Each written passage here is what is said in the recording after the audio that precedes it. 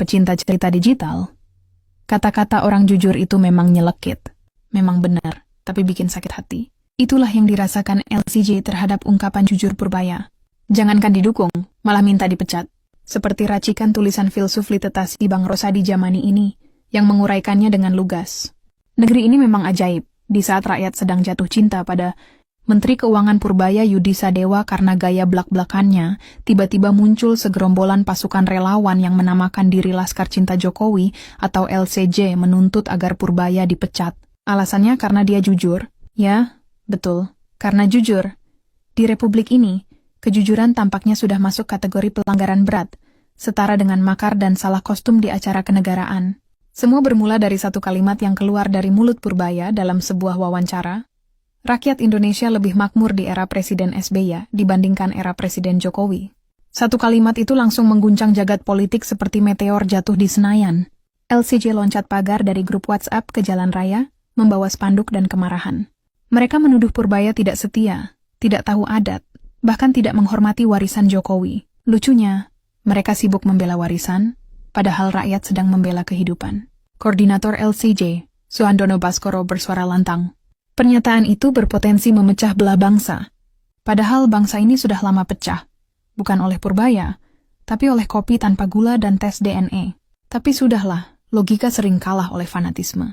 LCJ mendesak Presiden Prabowo agar segera mencopot Purbaya dari jabatan Menteri Keuangan.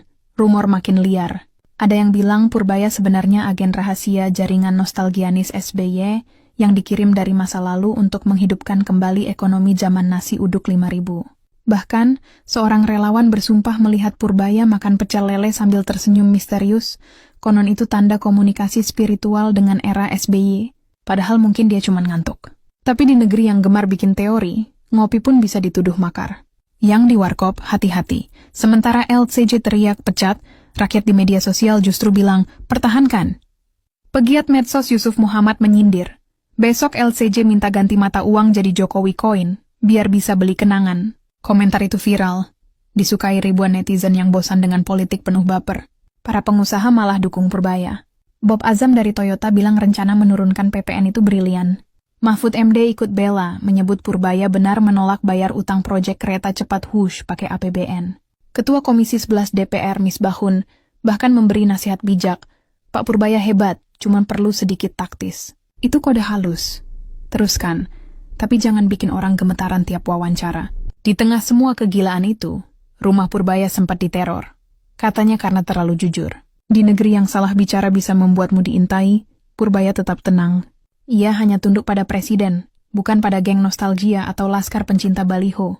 Kebenaran kadang berdiri sendirian, tanpa tepuk tangan dan tanpa karangan bunga. Di tengah riuh rendah opini dan kepentingan, orang yang berani jujur justru bisa jadi terlihat aneh, bahkan dianggap musuh. Padahal, dialah yang sedang menjaga keseimbangan dunia, meski cuma dengan seutas logika dan sepotong nurani. Kadang yang paling dicintai rakyat justru paling dibenci oleh mereka yang takut kehilangan kendali atas panggung sandiwara kekuasaan. Namun sejatinya cinta pada negeri bukan tentang ikut arus, tapi berani melawan ketika arah kapal melenceng. Laskar sejati bukan mereka yang berteriak paling keras, melainkan yang tetap waras di tengah badai red.